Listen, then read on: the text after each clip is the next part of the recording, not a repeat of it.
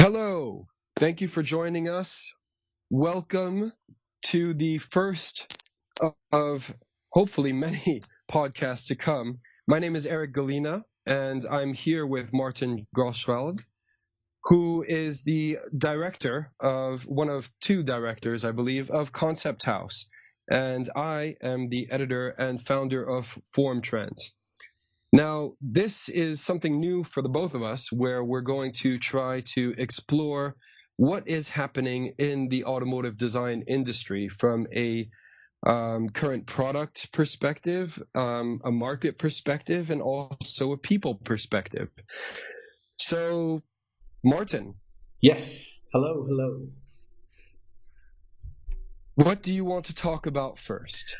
You've Let's. just come back from China. I think I. that's the topic at hand over here. I have Because what indeed. I have indeed. I was fortunate enough to be in Beijing for Auto China 2018, and I think if we're that close, and actually the show is still running. So if any of you are in China at the moment or in Beijing, definitely go there. Go during the week because the weekends are horrible.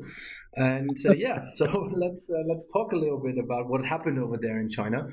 And let's hope to make this a regular, review session for all the motor shows that we're going to attend in, the next months and years and everything that happens. But let's talk about Auto China 2018. And yeah, Eric, so you obviously haven't been to China, but I know that you followed the show very, very thoroughly on everything. Yes, So yes. what in your So kind of mind so far has kind of stood out, or what was your big surprise in what's happening in China?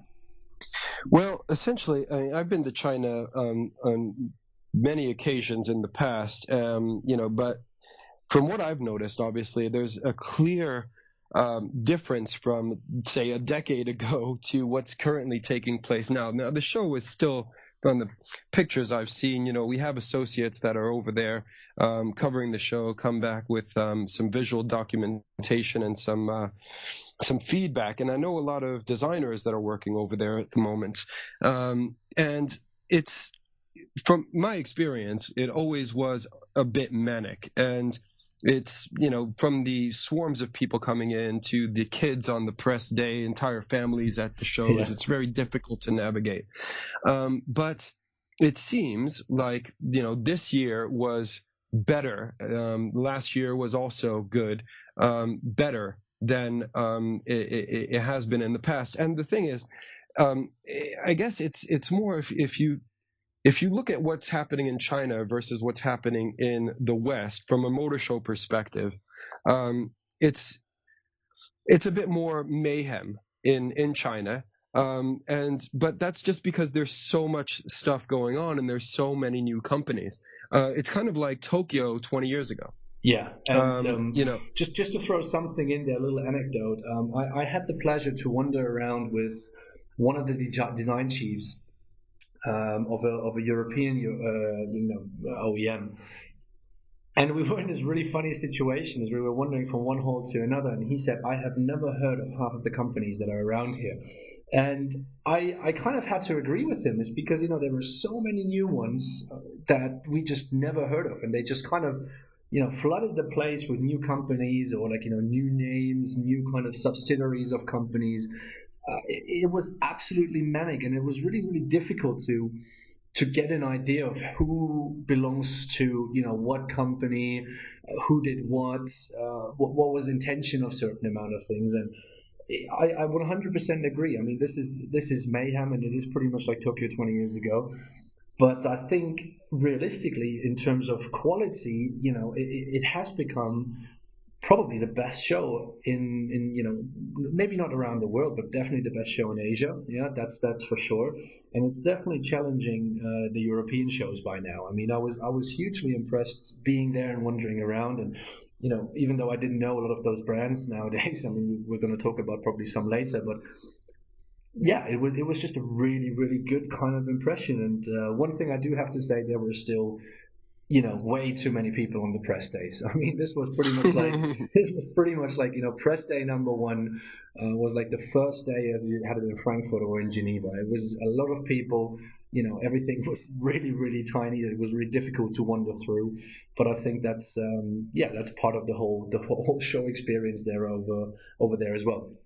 Yeah, I mean, I think mostly it's just there are just so many people that swarm these events, and there's such a huge interest in the motor vehicle industry. I mean, consumers, and we're talking about the world's largest new car market, right? This China accounts for more than a quarter of all new car sales globally. That's why every single European, Western manufacturer, American manufacturer, even the Japanese are just fighting over themselves trying to get in there. And with this new government tactic that is going to relax the JV partnerships, it's going to just make it that much more competitive over there. And the thing is, you're absolutely right. I mean, the quality of China's vehicles, the products that they're putting out, has just they're leapfrogging. I mean, it's like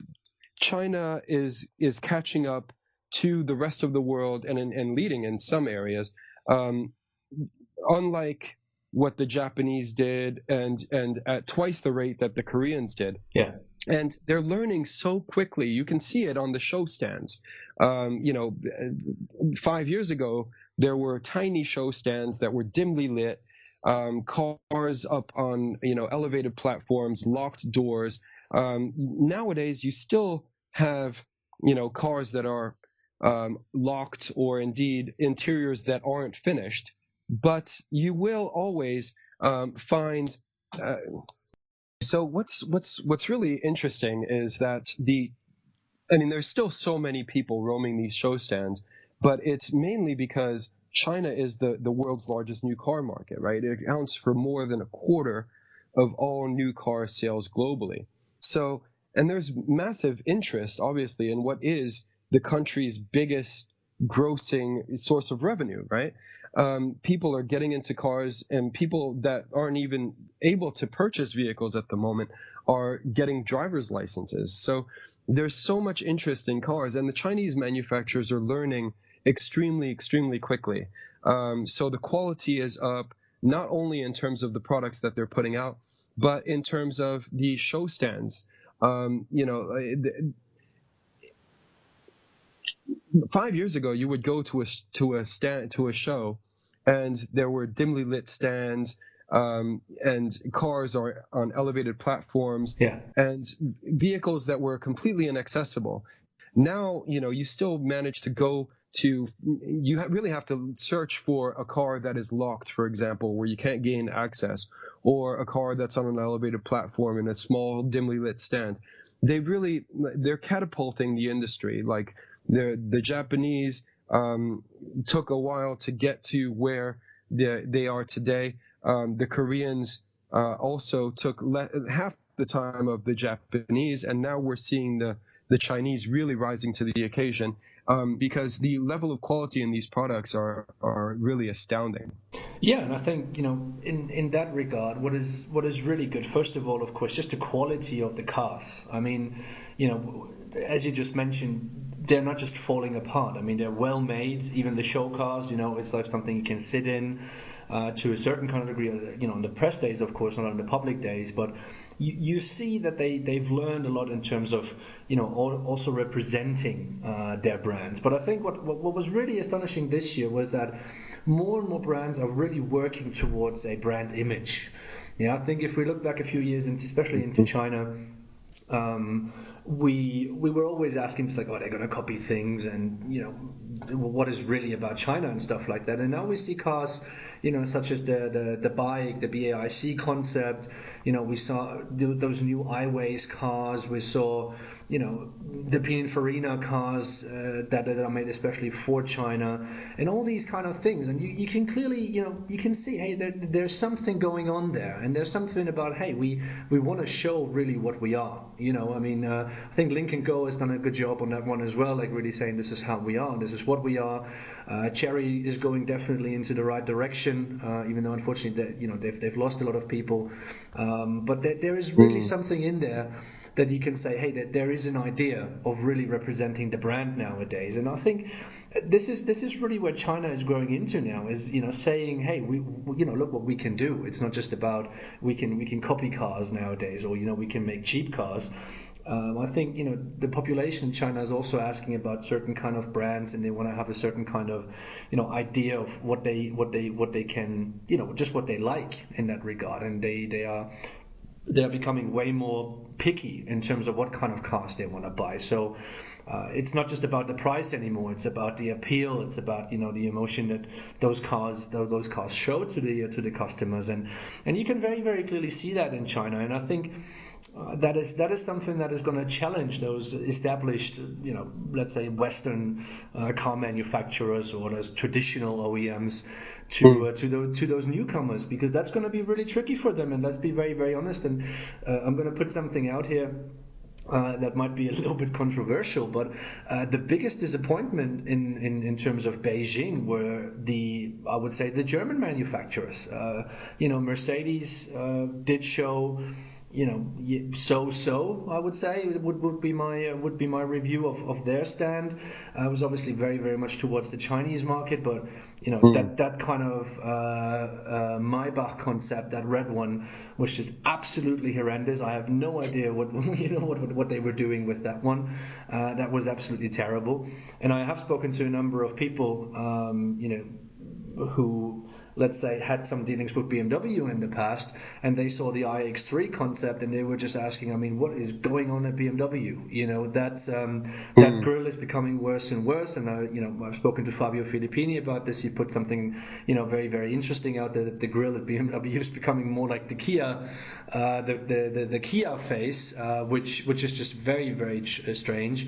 But it's not just that the Chinese have picked it up, and I think they've done a very, very good job.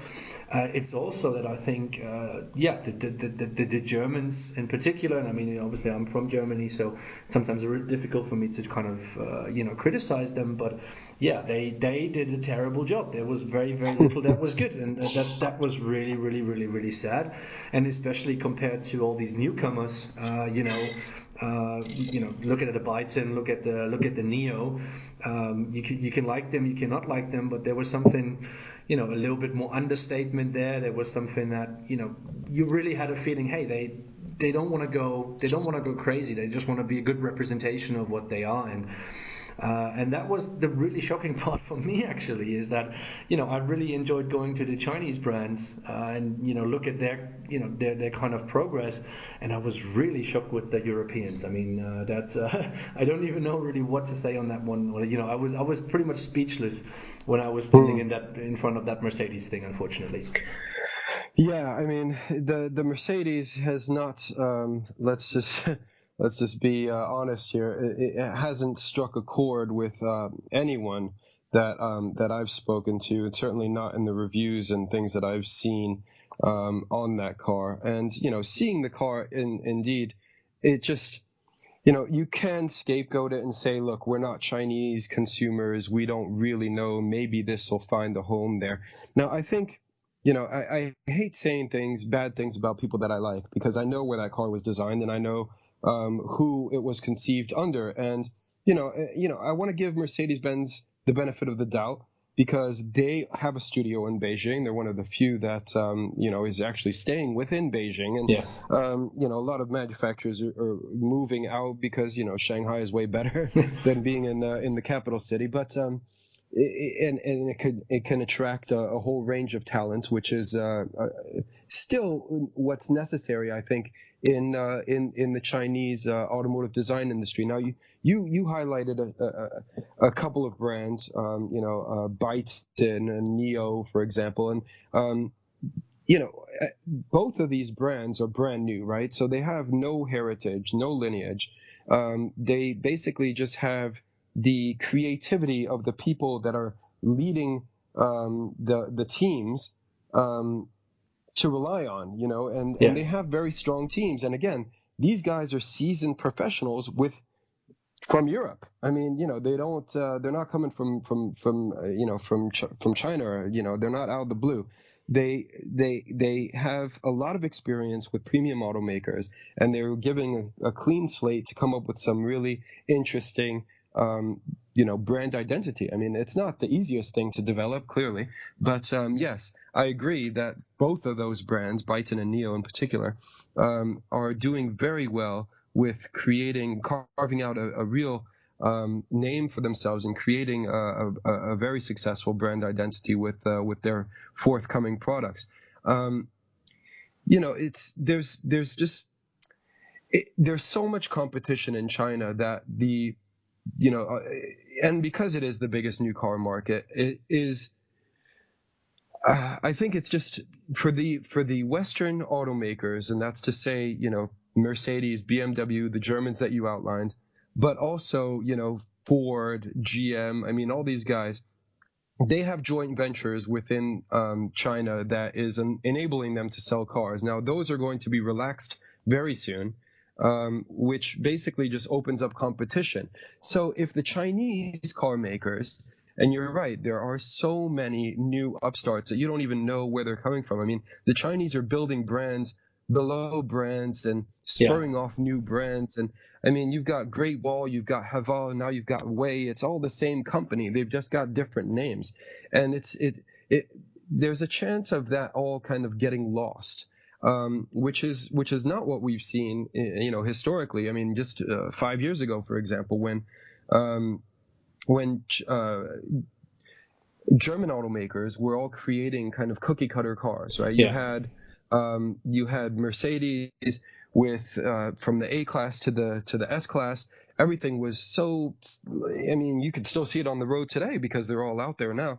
And from Audi was the same thing. You had all of these vehicles that really resembled one another, just in same sausage, different length type thing, because it was all about creating that brand recognition, getting people to understand what that company was and what that brand stood for, and then basically just creating a whole range of vehicles off the back of that. Now, because China, and let's face it, Chinese tastes are quite eccentric. If you walk around the show, you'll see some things over there where you won't find that at SEMA. There's some really strange things going on over there, and their tastes differ. And I think Mercedes in particular, because they've got their ear to the ground over there, they're able to harness some of that. Advanced design studios are all about looking ahead and seeing what the customer wants in the future. And this is a business, right? Let's not forget it. So if the customer wants some, look, it's not for everyone. I'm not trying to defend, the Mercedes Maybach concept of, vision as it is. From a typology perspective, it's nothing new. I mean, we saw AMG do it back in the 80s. I mean, this is, a sedan typology on kind of truck elevated platform. But then, they've thrown in this luxury mix of adorning the interior with a bunch of things that make it look, if I'm honest, particularly kitsch. It's there's nothing, the rose gold and all of that. I mean, if there is one kind of redeeming factor for that car, it's the interior, but then the colorways, and the whole way that it's just so over the top. And it really begs a question: do people want this? Now, I don't know. I don't live in China. I don't live in Qatar, or I don't know what people are looking for, but they're clearly chasing something that they believe will generate revenue and enable them to differentiate themselves from the pack. It's not, if we look at that single product, it is not appealing in the slightest to European eyes, and certainly not to my eyes. Or your eyes, clearly. I mean, it's also, I think, something. Let's be very, very honest here. It's also something that we have come to a point where Mercedes have delivered and delivered all over again. Yeah, I think, I mean, if we look back over the past 4 or 5 years, and credit where credit is due, Gordon Wagoner has done a very, very good job over the past few years of really developing Mercedes forward. He has, I would say so, yes. I mean, But certainly better than Pfeiffer, uh, he did a lot. I mean, he's no Bruno Sacco, okay? But, at the same time, I think what he's managed to achieve, he hasn't been there all that long, but we've seen the entire brand rejuvenated yeah, under his leadership. 6 years now? Maybe a bit longer that he's been at the head. But, regardless, I think that he has, in certain areas, certain products, obviously notwithstanding this current concept that's on display, he's really, hit the nail on the head. I mean, I like the new, I like the S class, the first one that they launched, which then generated the C class, which I thought was brilliant. Then the E class, and then the A class has some issues. It could be due to the platform. I'm not a big fan of the proportions, but in terms of what it is that he's managed to achieve, I mean, I think he's done a particularly good job, and this is, everybody falls sometimes. yeah, but this is exactly the thing. We judge him on these high standards that we have now of him. We saw the first Maybach concepts that they have, the red one and the convertible, where we all said just like, okay, so maybe I don't like the brand, or maybe it's more like League of Extraordinary Gentlemen kind of style car, but there was still something to it in that sense. And I think this one was just something where everybody I have spoken to, they just said, no, this is a big mistake. This was not really, really good. And I think, I mean, we're going to post some pictures with this as well. If we look into the Hongxi car, this kind of bright, green, turquoise color, whatever it is. Yes. Let's say, in real life it wasn't as bad as it might look on pictures. Like, it's still not great, but it is still something where you can say, okay, cool. At least, with the Chinese company would say, hey, they tried to do something. They tried to be a little bit more, extravagant and all these kind of things. So we don't judge him in the same way as we, of course, judge a Gordon Wagoner or as we judge a Adrian van Hooydonk. In that kind of regard, and to be very, very honest, I can accept that kind of car. I don't like it, that Maybach concept. But again, it's still a concept, so we don't know if they're going to make it or if this is going to disappear. But what I do have to say, what I do find like a really big disappointment, because this is actually going to go into production, is that BMW iX3. Because I to be very, very honest, I have no idea what they did with that kind of car. The design is just plain boring. There's nothing new to it.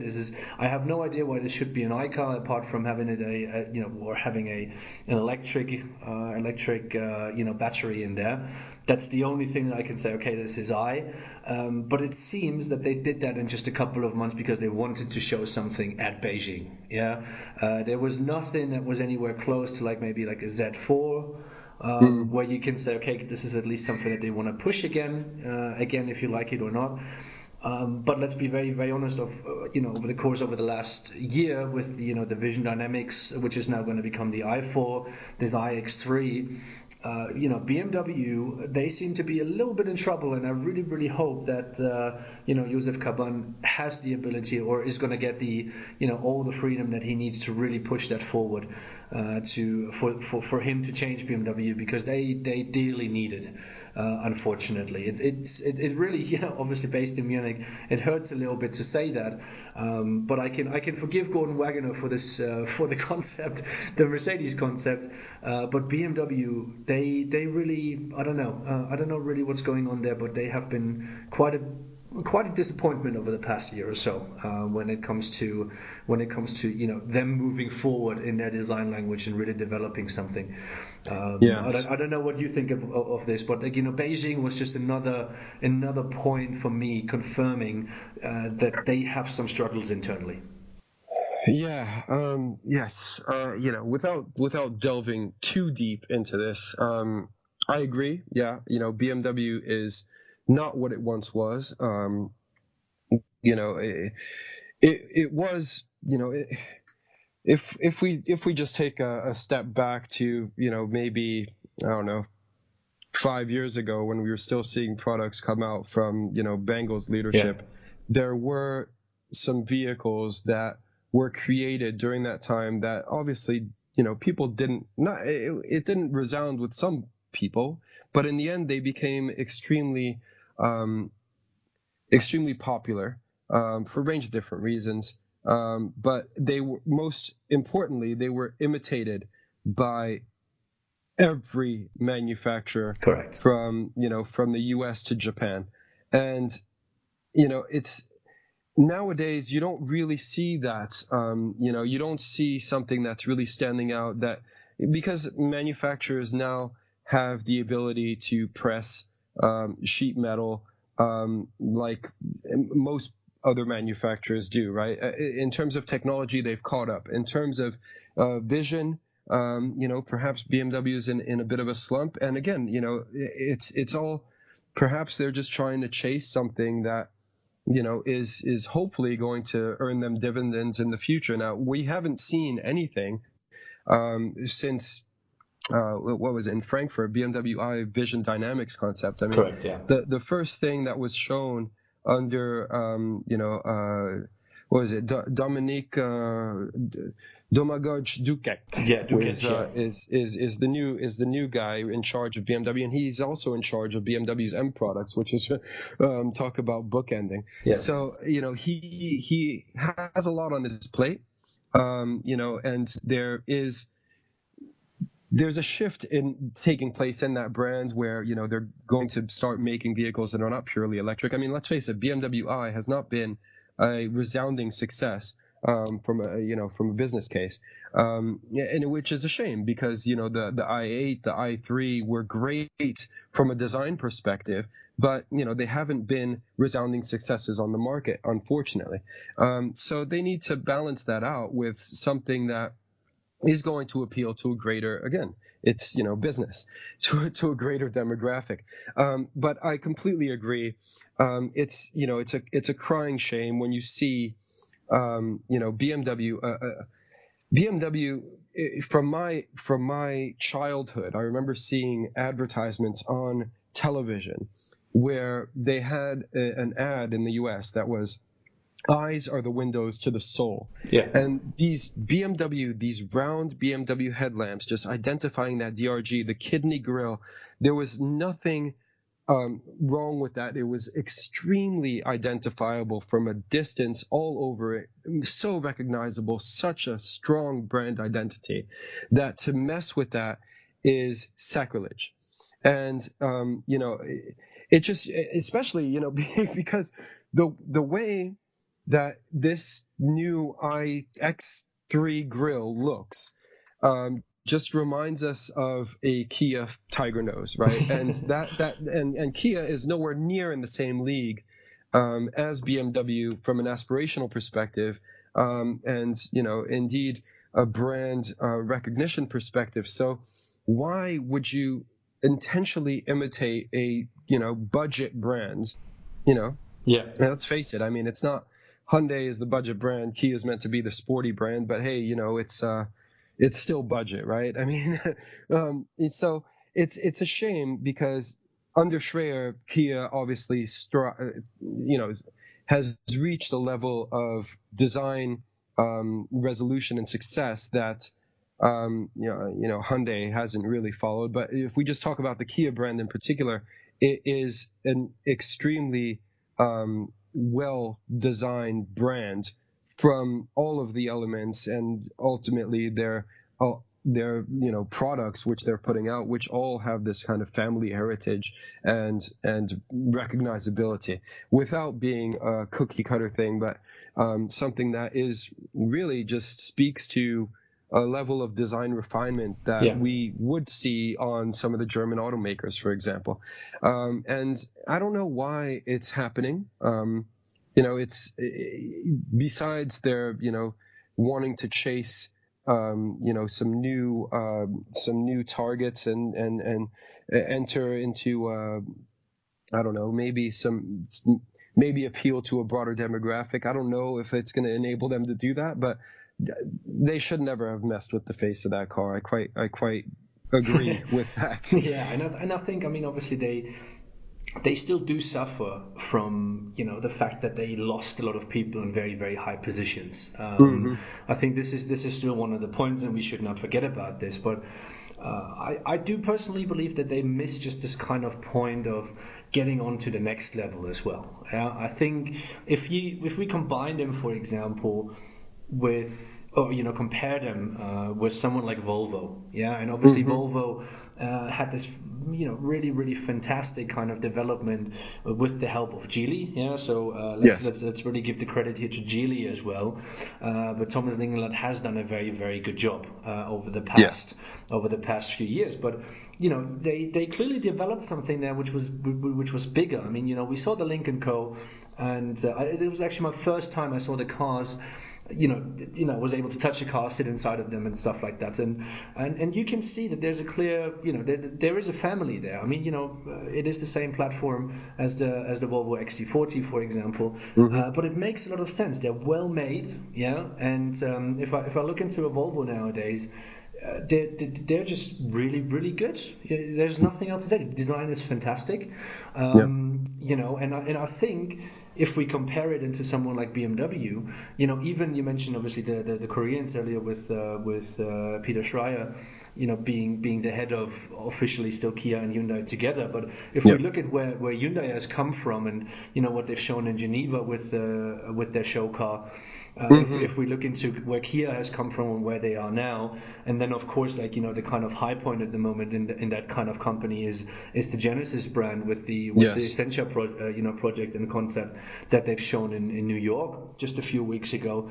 They're all in a mode where they're developing, and you clearly see a way forward, and you see that there's new ideas coming. And I think, if we compare BMW then to Mercedes, we saw that a few years ago when Wagoner took over, that there was a clear step forward. But I really do miss that at BMW. I don't see that step, and I really sincerely hope that Joseph Caban will be able to do that and will be able to take that step further. But I think, and this is the funny thing with China, to come back to that, and I think we can talk a little bit about this kind of where China is going to as well. The idea of having the competition, having to compete not just on a global market but also on a designers market for people, and I think you can really, really see that in terms of the development as well. And some people deal with that very, very well. Some people just don't deal with it at all, and some people just deal with it in a very, very bad way. And and you can see that, and this really comes back. I mean, you look into the Geelys. I don't have to say I don't really like the concept that they've shown. It looks a little bit like a mix of an XC40, and a Honda concept. It's not really that well made, but you can really, really see that there is a development there. And this is the fundamental thing, developing things further, getting onto this kind of next level. And this is really where China is pushing at the moment, and China as a whole industry.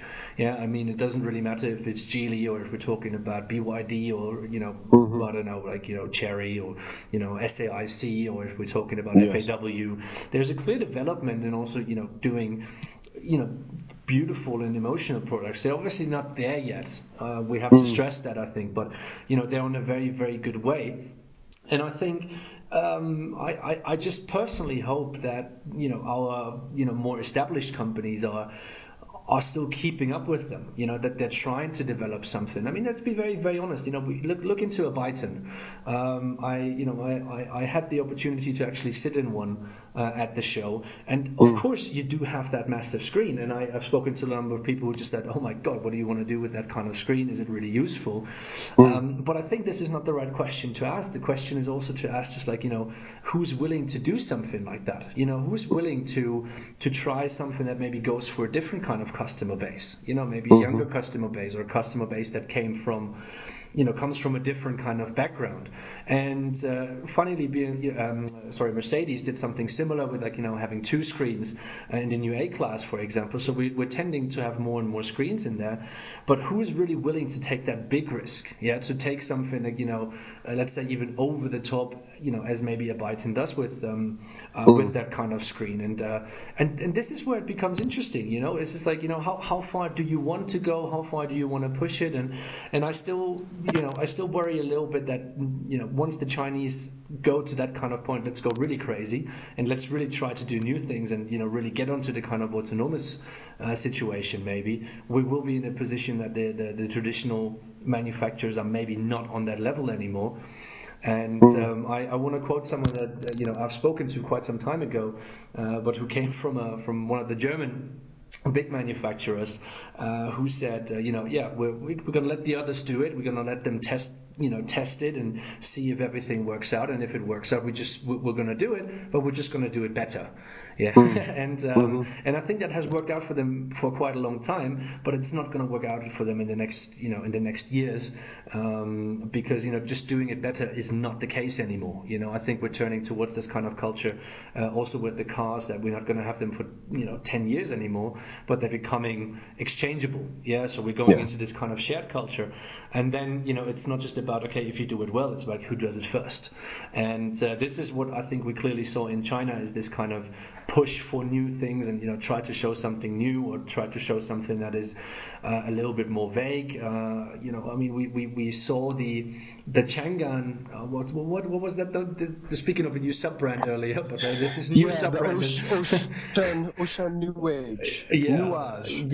We apologize to the guys in Turin who did that kind of car, but we have no real idea what how to really pronounce that. But that was a good look into the future. I think that was a nice show car. I didn't really expect that coming out from a company, a Chinese company, but that was a very, very pleasant surprise. The way show car was really something as well. I mean, this kind of fin in the rear end was a little bit strange, but we saw it with the colors as well. Like they're trying things. They want to be recognized with those kind of show cars, and I think that's really cool.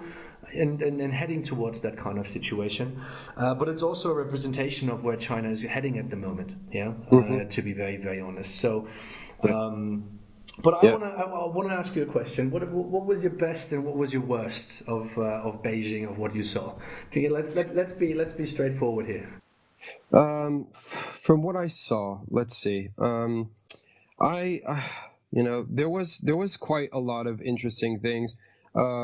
I wouldn't say the Mercedes was the worst, but I wasn't there up close, and it quite possibly was. If anything, it's a runner up to being the worst concept there on the show. But I don't know if I can really talk about specific cars that were the best and not. There were some that were really good, pushed forward some really good ideas, like the Qiantu Concept I, for example. That was a little, four-door, the colorways in that car, the division of colorways with, the passenger seat being different and just kind of crisscrossing throughout the car, the detailing and so forth. I mean, that's something that I'd like to explore a little bit further, but I want to get back to something else that you were talking about before, because, yes, there are people, companies in particular, that are willing to take risks, and they're going out there. And the thing is, though, you mentioned that Chang'an concept, and that Chang'an concept, as you mentioned, also was designed in Turin, and and the way. There's a guy that used to be at Toyota that now leads that brand. Then there's also, he used to work over at Toyota Europe studio. That's the Chang'an concept was created by a guy who used to work at Toyota's European studio in Nice. And now he's running this new Ocean brand, and it's one of the new brands that has come out under Chang'an, because there was no actual Chang'an badging on that vehicle. So it's kind of another split, because they already have the SUV line and the sedan line, and they've got a lot of splits within that studio. There's a lot of things that were shown that are developed by people that, say, the Byton, for example, where the designer, the senior leadership team within design, clearly has the ear of the people in the board and the people calling the shots, and the people with the holding the purse strings, Yeah. because they're able to really push their ideas forward, mainly because they're getting the go ahead from other people within the company to invest in these types of things. Now, there was a lot of cool stuff. I mean, Neo in particular, I think they've shown the Eve before, but the Yeah. Eve is really a very, very nice car, again designed in Europe. The EP9, came through David Hilton, and that was entirely conceived in the UK, and with a bit of help from Munich. I mean, earlier we were talking about Hyundai. Hyundai had Le Fil Rouge out there, Yeah. which is brilliant. From a concept perspective, and you've got Luc Donkervoog, you got Sang-Yup Lee over there, both of which have acquired a hell of a lot of experience at premium brands, Yes. but also in the U.S., in Europe, and now they're basically setting the tone for the new age of Hyundai, and that includes Genesis, and they are really pushing the design envelope, and they're doing quite well. But again, I mean, earlier you were talking also about the Hongqi concept. Now, if you take some of those colors away and tone it down a little bit and throw a Mercedes badge, that could be a Mercedes. So it's not exactly original, and it didn't have an interior or anything like that. Yeah. But the Chinese, from what I've seen from homegrown Chinese brands, is that while there's a lot less copycats going on, there's still a fair bit of copycat, syndrome, because it's not what it used to be. But if you take elements of that Geely Icon, for example, you're absolutely right. They were perhaps a bit too close to the Volvo XC40, because that entire body side I can't help but remind me of, I mean, you've got the soft surface, you've got the concave, around the wheel arches, you've got this exact theme that, the Volvo XC40 and the team over in Sweden did, that is way more successful than what Geely did on their concept. It's still good, but to me, it's a mixed match between the Range Rover Evoque, especially with the roof line, Yeah. and the Volvo XC40. Is it entirely original? No. Is it cute? Is it okay? Yeah, it's all right, but it's not entirely original. The Chang'an thing is really good in the sense that there is, and this is kind of across the board, actually. The Chinese have really discovered detail. Yeah. And that is enabling them. Well, there's loads of technology out there that is enabling them to do this. 3D printing is one of them, clearly, but they are really looking at little tiny details where they're, from MG to Queen 2 that I mentioned earlier. There is a level of detail to the design that is incredible, and little like perforations, little technical elements, 3D printed elements, all of these things that are appearing in, whether it's in metal or it's in leather or Alcantara. I mean, the materials also, quality wise, is through the roof. But there's still, I think, that desire to kind of imitate the premium brands. There's a few that are going out and doing other things that are potentially moving it forward, like, biting with the big screen. Yeah. And people are saying, okay, we'll put that, because there was loads of cars in Beijing with massive screens. Because let's face it, that's the focus now for customers. And for brands, therefore, they want to let people know that they are, at the top of their game in terms of technology, in terms of design. So they're including all of these things that, from a perceived, from perception, just looking at the vehicle, you would initially believe that it is,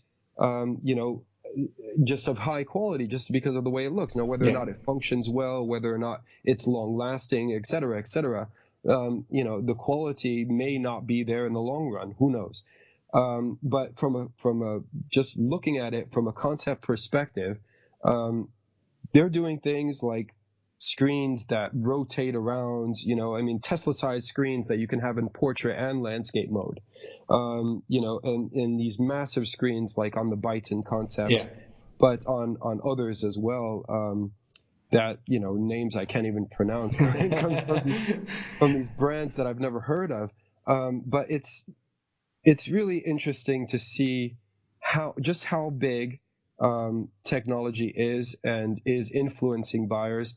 Obviously, the whole race to autonomy is something that people are considering. You don't need to drive; you can do a whole bunch of things. But I think we're getting a little bit ahead of ourselves. At the moment, we still need to drive. So having something that is a massive screen in front of you that could potentially get in the way, whether or not it dims when you're driving or not, as the Byton screen does. I've been told, because I had a chance to ride around that car in Vegas when it was unveiled, and I was really, really impressed by the exterior design, the detailing, the overall resolve of that car. Not to mention the fact that it's kind of a mix mash between a wagon and an SUV. It's not as tall as an SUV. It's far more elegant, wider as well. Lower. And then the interior is just crazy, from the steering wheel to the color and trim in that car, and then the massive HMI screen, which is really going to be a very strong selling point for that car. So there's lots of things that are happening in the Chinese industry that are particularly led by market demand. I mean, let's not forget that, if we look at SAIC, for example, they've got a connection with Beidou. And they're streaming all of these things. I mean, in China in particular, they're so well connected. You can walk around with just your phone. Forget about taking your wallet. Forget about cash. What's cash? Exactly. You don't need anything. You just walk into a store, and you can just walk in, walk out, and not take your hand out of your pocket. It's amazing. So they're moving that into the car, and the internet connectivity is seen as a big deal, and they're obviously taking off because they've adopted this so quickly. Just like with the electric vehicles, I mean, there's government mandates that are helping them, but government mandates are there to clear up the air and, to also propel the industry forward. Because where are you going to go? I mean, the Europeans, the Westerners, in particular, the Americans, all of these guys, the people that invented the internal combustion engine, have refined it to the point where there's nothing much more that you can do. But then you've got this air quality issue, which is, plaguing Beijing in particular, but China as a whole, and that is becoming just much more of an issue globally, where China and the government has stepped in and said, hey, we've got this ability to manufacture and to really grab the bull by the horns right now and seize this opportunity to come up with electric cars, and that is going to be our USP. I mean, and they've got manufacturing plants. I mean, they're buying out. It's amazing the amount of foreign investment that China has put into other companies and other countries rather, that have the ability to create things that they need. And let's be very honest on this one as well. I mean, what we cannot forget, and I think this is sometimes for us for us Westerners looking into China, the Chinese car industry is not very old. No. So for them to change, and you just mentioned this kind of initiative of having the electric engines, or the electric, the batteries powering the cars. That is something that is still rather easy to do in an industry that is only about 30 years old. I mean, if we look into Geely, or even into Chang'an. I mean, I think Chang'an started in 2006 or something like that in terms of building cars. Right. And they're now selling about 1.5 million cars a year or something like that. So we have to let that just drop on the floor and understand what this actually means. And this is a much quicker kind of way of changing. And I think, just imagine like, a Mercedes or, even a Jaguar Land Rover having, all these plants and, changing everything. That's going to cost them not just a lot of money, but also a lot of time. Yeah, because they have to train their people. They have to make sure that all their suppliers are doing with this. And if you have a bite-in, if you, or like, obviously all these kind of companies do have the joint ventures, and if the Chinese joint ventures are already set up to build and to manufacture electric vehicles, it's a much quicker process. Yeah, so we're talking about really integrating this into the whole society much quicker. And I think we as Westerners, or as more of the traditional side in terms of producing and the manufacturing cars, we do have to understand is that we cannot ask from the manufacturers over here in Germany to be as quick, just because it's just not possible. Yeah, I think it's just an absolutely impossible task to do something like that. But we have to be very, very cautious of what's happening in China, because I think the big point is let's be very, very honest here, and this is where it's becoming interesting in terms of car design as well. They're absolutely fantastic nowadays in terms of manufacturing, in terms of speed. Yeah, so we've seen it with phones, so like mobile phones. We now see it with cars in terms of how quickly they can get them from a first concept into production. Some of them just take less than 2 years, which is absolutely manic. But at the same time, they're more and more getting into this kind of situation where they have to learn how to, develop something. And I think this is the really interesting situation where we are in terms of car design for Chinese brands, is that we see fewer Europeans, coming into those kind of brands. We see stronger graduates, coming to China, being at schools such as CCS or Pforzheim or, the RCA, going back to China pretty much right away, having a very good education. And we will see that in the next 2 years. Yeah, that those kind of guys, they're going to be pushing. Yeah, and they want to push for new kind of for new kind of Chinese design. And I think we're just in the beginning of all of this, and this is what I'm actually really interested all about. Yeah, because and this is coming back to the BMW. I think BMW has always been on the forefront of this kind of international heritage of the company. If we see who has been at the head of the company in terms of design, they were very, very lucky of being very international, for example. And I think in China we're going to more and more to move towards a Chinese design chief. I think. I mean, we can see that already with GAC, where we have Fan Shang, leading the whole team. Was it Mercedes? I think as well. Yes. So I think over the next 2 years this will become more and more and more. And I think with GAC we can see that those kind of cars have specifically been made for the Chinese market. It's almost like Chinese for Chinese. And I think this will come more and more and more. And once that happens, the Chinese market will become even more competitive. Yeah, because I think then it's not just like, no disrespect obviously to anybody of the Westerners or like the Europeans working in China, but it's still a kind of an interpretation of what's going on. It's almost like a Chinese then coming to Europe and interpreting what a German is like or something like that. I mean, this is the big fun of all of this. But I think once we get really to this point where we have the majority of the design chiefs in China are Chinese, then we're really going to see how far they can go. In terms of their creativity. And like I said earlier, I mean, we're just in the beginning of this.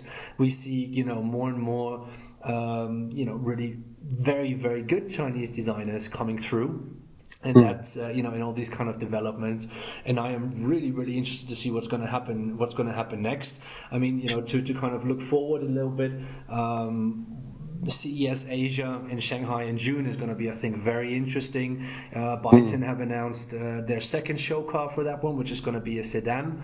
So I'm going to be very, very keen on seeing, what they're going to do with that kind of big screen within that sedan. So that's going to be interesting, and I'm pretty sure that a lot of these other Chinese manufacturers will show something, and I expect a lot of kind of interiors or interior concepts for that kind of show, because it includes so much technology. So that's something that I'm really going to be looking forward to that CES Asia show.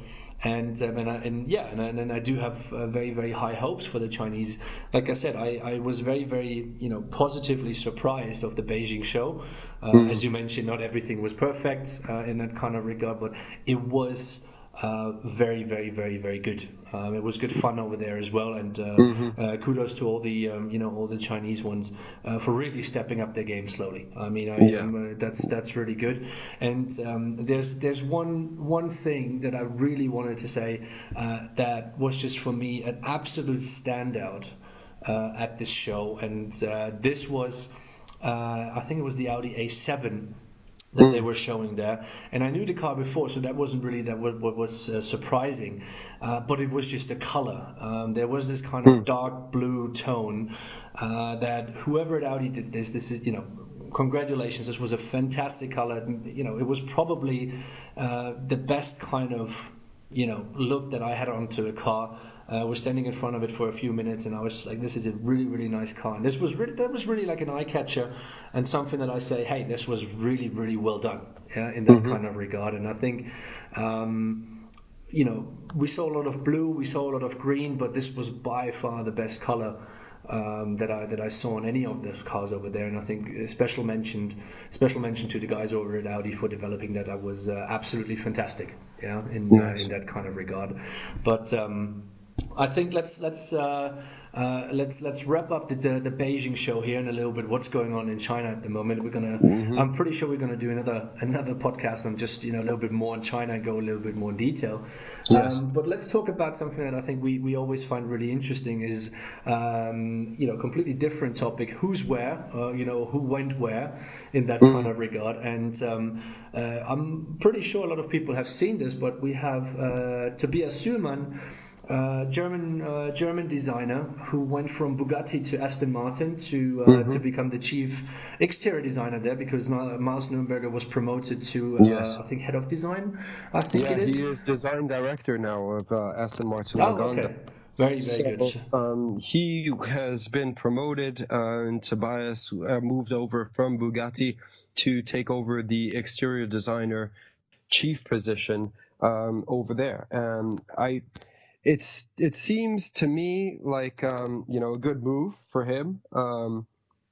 It's going to be different in terms of company culture. Working at Bugatti, a very, very small team.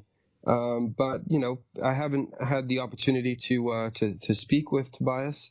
I would like to. I've I sent him a message, but just this morning, so he obviously hasn't had a chance to get back to me. But I hope that he does, because it is very interesting. Now, if I could just speculate, it seems like there's a lot more going on in Aston than there is at Bugatti. I mean, for a while, during the whole like VW emissions crisis, debacle, it Yeah. was Dieselgate, as it was called. It was, there was talk about whether or not that brand would actually see it through. I remember, the design director Hakim being kind of uneasy when we were talking about, they just unveiled the Chiron, Yeah.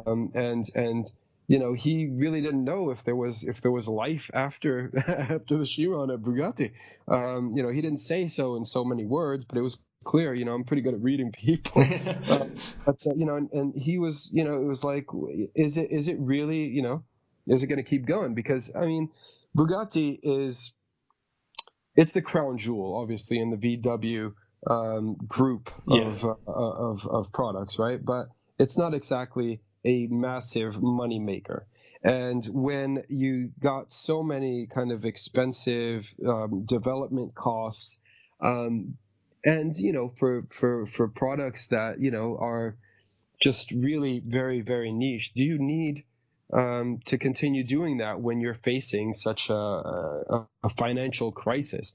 Now everything kind of panned out, and I'm sure they've got other products in the thing, but they don't have that many products. Yeah. It's not like you're doing a new car every year, or every 6 months or whatever. It's just not that. So it could be that he got bored, saw more opportunity, because Aston Martin has, from what I've seen anyway and heard, quite an ambitious goal to develop new products into the future here, and they should. I mean, there's no reason why Aston Martin can't become bigger than it is. Yeah. It's a very small, still a very niche manufacturer, but it has the potential to really develop as a bigger player, shall we say. It's not going to be a massive player, right? It's not going to become the Hyundai of cars, but at the same time, as a premium automaker, it really could do a lot more than it's doing at the moment. So, first of all, I want to say congratulations to Tobias, because obviously I wrote him earlier and congratulated him as well. But I think it's a good move for him. I agree. I do agree, and I think obviously, I think it's a good move actually for both sides. Yeah. To be very honest, I mean, those guys at Volkswagen who've been there for a number of years, they really know how to design quality cars, and they really know how to produce on a very, very high level. And I think the designers are in a very, very good shape. And I think for Tobias, it's a very, very good move. Personally, I think there's a lot of stuff to do at Aston Martin. I think the kind of mix of working for Volkswagen and then doing a Bugatti for about a year, has prepared him quite well for like a luxury brand such as Aston. So well done him. And Tobias, if you hear this, we would love to speak to you. We'll maybe have to love to have you on the pod at some point in the future to talk a little bit with you. I mean, I would love to speak with him, but personally, I know, when you work for a manufacturer, it's just always difficult to get out there and speak without getting, like, for example, when, I know, for example, like, he cut his teeth at Volkswagen. He's a Forsheim grad, I think. Yeah. But I met him in Forsheim actually to discuss this Bugatti project, and we drove around in his car. And that's kind of his ritual when he goes to Forsheim to check out where he used to live. So he's out there pointing out where Mitja Borkert, now design director of Lamborghini, who was his classmate at the time, lived. A bunch of different designers that are now in very high places. And it was great just to kind of ride around with him. But he didn't want to be. I thought about doing a little video because I thought it would have been amazing to kind of capture that moment. Tobias driving around his old college town, and remembering all of his mates that are now design chiefs and design directors and in very different places, like, oh yeah, Anders Warming used to live there. Like, I mean, it was super cool to do that. But again, when you work for a company, look, you always have to pass everything through PR. And that is a big thorn in my side because, I'd rather just contact the guys directly. But a lot of the time, sure, it's their job and they can't talk to you off the record. And, I'll forever be, remembering in particular when the Chiron actually was unveiled. I ran into Sasha Selipanov, who was at the time exterior design chief over there. Yes. Shout out to Sasha. Shout out to Sasha, man. I love you guys. But anyway, no, big shout out to Sasha because he is one of the guys that doesn't really fall into this whole corporate thing. I mean, you always see him walking around with Metallica t-shirts. So maybe it was because at Bugatti, I spoke to Akim, I spoke to the interior guy, I forgot his name now. Etienne, thank you very much. Etienne Salome. And they're wearing these incredible 3-piece suits with, and I don't know. I mean, maybe it was that, but ultimately I did manage to speak to, both Etienne and Akim, but they, for some reason, I wasn't able to speak to Sasha until after I'd left and finished doing the interview. Did Sasha give me a call and say, hey, I've gotten the green light? At which point it was the closing of the show and it was kind of too late. But yeah, he's a great guy and he's doing some fantastic things over at Genesis. And I think really he's able to spread his wings a bit more over there. being a head of Bugatti, creative, exterior, whatever his title was, it was quite unique. But he was in charge of exterior design over there at Bugatti, and he was able to really do some very, very cool stuff with that Chiron, as well as the concept GT Gran Turismo precursor, which was actually done after the actual car. But that's like typical these days. Anyway. But it was really good to see him make that move to Genesis, because I think under Luke, and he's got an advanced design studio over there in Frankfurt that he's running now. He's got a great team, and it's obviously visible with that Essentia concept that was unveiled in New York. And for the Genesis brand, is really, really taken off, and it's something that I'm really closely following, because it's a U.S. brand, and they're every year unveiling new products in my new concept cars in my hometown. Which is for me, it's just like going back home, checking out these cars. But it's the brand as a whole is just doing phenomenally well from a concept perspective. Now, I really want to see all of those things materialize, but from a detail, from a proportion, and they're able to realize things that they've got great narratives as well that go with these concepts that they're showing. I mean, in particular, that Essentia concept, which is bringing back the joy of driving. Like, for an enthusiast, that's incredible, right? I do you're agree. Seeing all these autonomous pods running around all over the place. Who wants a Google car? I mean, it's nice to see, even in an autonomous concept. I mean, if we talk about China again briefly, that there is some room for self-expression, and you're not all driving around in little boxes or, I agree. But, the shared vehicle thing just opens up a whole new can of worms, because do you really want a high level of personalization or detailing, or something that is essentially going to be a public transportation vehicle? And you just need something that's hard wearing, that is very intuitive, simple and easy to use, and that just takes all the kind of I guess the design elements that I love out of it, it becomes more of an Apple product. And not that an Apple product and product design isn't beautiful. I mean, look at some of the things that were created in the past. Brown, I mean, all of these guys. It was that aesthetic from Apple transferred into the car. We saw it on Honda, for example, in Tokyo, and also shown in Geneva. But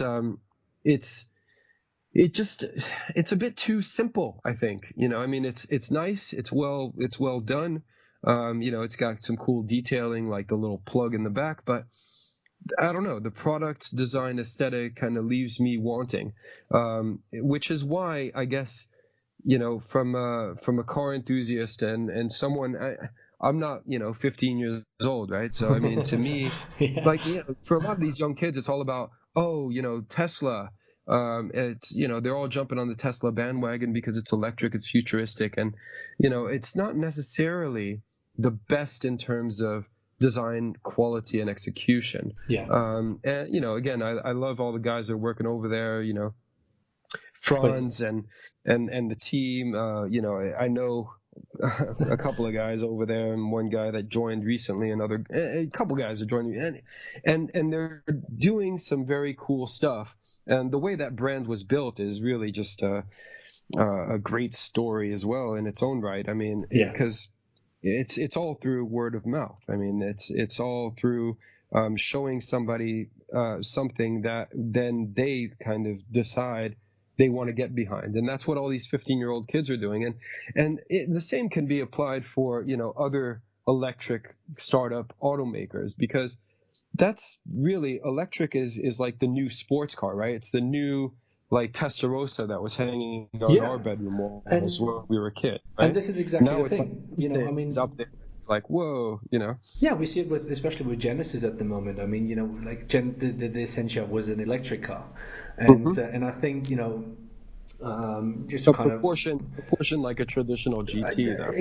exactly, but it's still an electric car, yeah. And we can only we can obviously, again, we wish nothing but the best to Bias on this move, and if he steps into a very very similar situation, or like in a similar creative situation as Sasha, for example, there will be some other great things happening in Aston very very soon. Yeah, so I think that's absolutely. That's the right direction for him, and I think it was a good move. But I wanted to talk to you about something else, because I got to lay a little bit away with this. But let's talk about Frank Stevenson, Ah, who who obviously left Mr. McLaren. Stephenson. Yes. Left McLaren not so long ago, Mm. and is now joining a little company that is based down here in Munich called Lilium, Hmm. who are a electric, like a vehicle aviation company, which is kind of taking the idea of, I think, a shared, or like I don't even know, like a flying taxi Yeah, approach, or something like that. that's the game. That's what they say. Yeah, Basically, the robo taxi cool. is going to is going to be It's going to yeah. be their I mean thing, yeah. But let's be very that's what honest on this one. yeah. This is weird on a lot of sides. I think this is weird for someone like Lilium, I think, but it's also a strange move from Frank. I think. I mean, I do have to say I don't know him personally. I Mm, have spoken to him once before, but I wouldn't say this was like that we've become good friends or something like that. yeah. But yeah, this is overall, if we say, Tobias' move was a very, very good one, I find this one a little bit strange. What do you think? All right. Well, from my perspective, obviously there's always two sides, right? I mean, Frank, I think he left McLaren a long time ago. I mean, this wasn't like he Robert Melville was announced just in May last year, so a year ago, Yeah. as McLaren's new design director. But Frank had left months before that. I think it was November 2016, and where he'd actually not been coming into the studio anymore. So I don't want to speculate on why it is that Frank Stevenson left McLaren. Um, there are a couple of stories that I've heard, but regardless, I don't want to get into that. What is interesting now that Frank is in the stage in his life, I mean, he's been, if you, I don't know him all that well either. I've met him on several occasions. I shared a couple of conversations and a stage with him in Beijing last summer, um, which he apparently doesn't recall, but he. I, I wrote something recently on my website which kind of, I don't know, I guess didn't go over too smoothly, shall we say, because I mentioned him in the story, and it wasn't really about him at all. It was just about other reporters writing things that aren't fact checked, or and just putting things out there that I thought was not cool from a journalistic perspective. Now, for as far as his move, like, look, if you take Lilium, an upstart company that's building, they're not they're not electric planes. They're like a new type of plane, right? Yeah. Electrical vertical takeoff and landing vehicle, which is basically going to be used as an urban commuter thing, within Manhattan, for example. You can easily see that being used. Go to Brooklyn, land in Manhattan, easily. In a lot of urban environments, use these VTOL jets and Yeah. robo taxis, right? But so Frank's hadn't had a job. I'm sure he's been looking around for a while. He didn't go to Mini as some of these other companies or publications Yeah. speculated, which is really what I was talking about in my other article. But he's been looking for, I think he's been doing a few kind of odd design jobs between then and now, none of which I'm familiar with, so I don't want to delve into that either. But um, for Lilium, it makes perfect sense, right? I mean, look, Frank is a high-profile guy. Exactly. He's worked at Mini. He's got a couple of things under his belt. He was, on the 500 project. He was on the Mini Resurrection project. He was at McLaren for a while. So, you start throwing Frank Stephenson's name around, and people are going to start publishing his stuff. Now, he probably has a fair amount of contacts in the industry as well, which enables them to kind of build a team, which is exactly why they hired him. Frank, he's going to be bringing people on board, and they've got ambitions to really develop this, startup company into something big, which, and that's why he's there to build up the design language, but really to set up a team. Yeah, and of course, let's not forget, of course, in he does have the reputation, yeah, and of course he's going to be a drawing point for potential investors. Yeah, Yeah, I mean quite. we've seen that with other startup companies as well, is that the design is becoming more and more important, and yeah, I mean Absolutely. I do understand that from a Lilium perspective. But also, I mean, from what we can hear from just around here in Munich, it's obviously on the newspapers and stuff like that, because it's a kind of a very, very nice story for the for the Munich startup companies, to say the Yes. least. They've gotten people from Tesla, as far as I know, people from Airbus as well for their lobby work, I think, as well, and all these things. So it seems like they are going into the right direction in terms of hiring the right people. It's just something that what I always want to question, and I don't even know if this is this is not even like criticizing Frank on this one. I think it's one thing to do a car, even if it's a sports car. But I've spoken to a number of people about this, designing or leading the infrastructure design as well for a company such as Lilium or these VTOL companies. There's so many regulations that you have to work on, and so many kind of other points such as user interfaces, user experiences, and stuff like that. And what I find really questioning is that they all want to be pilotless, pretty much. Yeah, and it's always this kind of question: can a car designer really do something like that? Yeah, I don't want to say that a car designer per se cannot do that, but it's something different if you do a sports car or something that you have full control of, or if you do a, let's say, a Neo Eve style, completely autonomous kind of car that you don't really care about who drives it or how it's being driven because it's so comfortable. Yeah. So this is really interesting for me to see how Frank, is gonna put his kind of experience into that. Yeah, I think that's going to be a fascinating point to see. It's going to be really interesting to see how he's going to recruit his people. Yeah, are they going to be very automotive based? Are they going to be, let's say, more product or industrial based in those kind of things? Because let's be very, very honest, if you don't really design an exterior of a plane, that's all engineering. Yeah, so we're talking about infrastructure, we're talking about interiors maybe, but maybe he finds a way to bring in an exterior design for those kind of planes. So that's going to be really interesting to see. But still, I mean, I was expecting Frank. I mean, he just recently started, I think, his own his own little company to do some design work, freelance or consulting or stuff like that. Right. I was more expecting him to go down the Chris Bangle route, to really be on those kind of own projects or that kind of way. Didn't really expect him to join a company such as Lilium, but yeah, like I said, for me it's a little bit of a strange move in that kind of situation. But I'm very curious to see how this is all going to turn out. Yeah, because I think the guys at Lilium who run the company are very, very young. It speaks for them to hire people with a lot of experience. And to give those guys really the trust, and I think also the the responsibility to bring something forward. And I'm really interesting to see what they have in mind to push everything forward, because the infrastructure is I think the main problem. It's not about the interior design of the plane or the interface.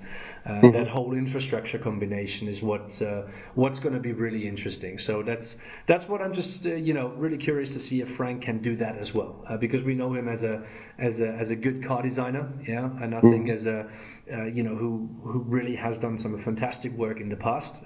Let's really not take anything away from him. He has done some really good jobs. Absolutely. and let's see if he can take that onto a different kind of playing field. That's going to be very, very good. I think to kind of just see and see the development. But let's say I was surprised when they announced that. Maybe it would not have been my personal first choice, but I can understand why they've taken someone like him on board. I mean, the reputation, of course, kind of speaks for himself. Yeah, no, it's clear from the company's perspective, especially if they're just a young team starting out, that the appeal of someone like Frank Stevenson on board would not only be good for investors, as you mentioned, but also for recruiting the team and getting people on board. And let's not forget, I mean, designers at Frank's level had to work hand in hand with engineers. Exactly. You don't develop a McLaren without taking into account engineers. At BMW as well. I mean, these guys nowadays, it's not like, one hand doesn't know what the other hand is doing. You got to work together. And basically, you're right. I don't think there's much. I don't design planes. I don't know what goes into. But at the same time, Daniel Simons applied some of his design work, quote unquote, onto planes. He's now working with Singer Vehicle Design. Yeah. Now the thing is, if you're just kind of working on graphics or whatever for an exterior, that's fairly easy to do while keeping all the engineers happy, right? Yeah. I think the bulk of the work stands in the infrastructure, as you mentioned clearly, because all that needs to be designed, and the interiors. And I think, if you know a little bit about Frank Stevenson's lifestyle, and he's a jet setter. Yeah. If there's anything that he knows, it's luxury, right? It's rubbing elbows with people that stay in 5-star hotels and staying in 5-star hotels himself. Going to Maldives or wherever the hell he was for a long period last year, where all you saw on his Instagram feed was him kicking up his feet in the Caribbean or something, someplace with beaches. And it's obvious that it wasn't a cheap resort in Cambodia or wherever the hell he was. He was living the high life, and that is what Lilium's about. I mean, it's not like these types of robo taxis are not going to take you and I to work, right? They're going to take people like Donald Trump or high rolling executives around when they can't be bothered to get in the whatever Bentley SUV to go to the airport. So it's something that is, I think, very appealing for Frank, in that he can continue to kind of lead this life, and also within that he can bring on board people from product design backgrounds, interior designers, people that have architectural backgrounds, perhaps, clearly, because you need to set up this entire infrastructure, and then he's just going to make sure that everything is aligned as a design director does. Now, it's important to note that he's not head of vehicle design, right? His role is officially head of product design. Yeah, head of product design is his official role. So the products is not just the planes. So it's all encompassing, and he's just going to basically work to find a common thread throughout everything that Lilium does, in order to create a synergy within all of these different elements, and a harmonious, if you will, design language across the board. And I think that's a good opportunity there. As you mentioned, he did his own design consultancy. He was working on a few projects. I have no idea how this came about. Maybe he was working with them in a freelance capacity. They gave him a full-time role. Maybe they came scouting for him. Maybe he went scouting for them. I don't know. But I think that it's interesting. I mean, look, he does have experience working with engineers. He has worked in vehicle design for a long time, but he also does other things. I mean, he likes to ride horses. He likes to draw horses. I mean, there's no reason why a designer can't progress his interest laterally, or his career rather laterally, following in with his interests. I mean, if we're all moving into autonomous vehicles and they're all going to look like some sort of product design bus with some plastic elements that wear well. Wouldn't you want to get into something where you can actually inject some luxury elements or some, pieces that are much more than just a traditional mobility device? Yeah, I sure. think it's a good opportunity for him to do that here. Yeah, and I think, yeah, like I said, I mean, in the end, it's going to be very interesting to see how it's all going to turn out. Yeah, I think this Yeah. is, I mean, if we compare this to the Tobias move, that was much more straightforward. Yeah, everybody knows this is the right direction forward. And I think, for Frank, it's going to be a new challenge. I think it's also going to be, a new, something that is really going to, challenge him, not just from a professional perspective, but probably also from a personal perspective. Mm. It probably me. I'm not quite sure if he's then moving back to Munich in that Yeah, kind of I have regard, but no idea. I would assume so. But it's still, like I said, we're gonna keep this. We're gonna keep investigating this a little bit and look into this. I mean, it is based in Munich, so Munich is not the Hmm. biggest city on earth. So I'm gonna have a very very open eye on the whole situation. But Hmm. I think we're already almost 2 hours in. Let's try to wrap this up over here. And I think we would very very much appreciate if the listeners could give us a little bit of feedback on Yeah. this very very first show. Oh, I'm sure they And will. and Eric, just as easy. What's the easiest way to contact you if people want to reach out to you? Easiest way to contact me would be just to write me on Formtrends. Info at Formtrends is probably an easy way to get a hold of me. I check that email daily, so yeah, it's a good way to get in touch with me. And I don't want to give out my phone number over this. And you can also, of course, I mean, one can also follow you on Instagram. Oh yeah, of course. You're obviously Yeah, quite an Formtrends avid is Instagrammer. well, yes, Formtrends is well into all these social media channels. So, if you want to send me a Twitter message at Formtrends, Instagram, YouTube, anywhere you want to contact me, Facebook, just at Formtrends, and you'll find me. And again, I check all of those pretty regularly. And it's the modern journalism, right? Indeed. You gotta be everywhere now. Indeed, indeed. And if anybody is interested in contacting me, you can do that via Instagram as well. Our Instagram account is at Konzepthaus.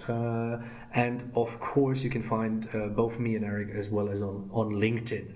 That's probably Yes. also a very, very easy way to contact us. And yeah, so we would like to thank you all for listening to these pretty much about a couple of hours now. Appreciate every single feedback that's coming our way. We will also put on all the channels where we're going to upload this, put a little bit of a gallery of the cars that we were talking about, so that you can, paint your own picture if you agree with our opinions or not. Let us know if you do, and we will probably hear you the next time in this little podcast. And yeah, looking forward to. Eric, speaking to you very, very soon again, and hopefully to all the listeners listening to us again very soon. All right. I would like to definitely second that. It's been a good first experience. And yeah, definitely open to feedback. Look, there's lots of things that we didn't cover. There's lots of things that you perhaps don't agree with. And, it's just two guys giving their opinions. Yeah. So, And that also, is, just yes. one thing extra on this one. If you have any topics that maybe you think we should discuss, or any kind of input on topics that you find interesting at the moment, please let us know. Of course, we try to be as on, as current as possible. But if there's anything that we might have missed and that you might have to share, please let us know. Yes, most definitely. And if you want to check out some really in-depth stuff on the Chinese car market, be sure to visit Formtrends as well. And whatever else you want to know that's more of a deep dive into design, because that's what I do and that's who I cater to. So Exactly. thanks again. Thanks for listening, Martin. and It's been a pleasure. it's been a pleasure, Eric. We will do that very, very soon again. And to everybody, we will hear you very, very soon. Take care. Bye-bye. Bye.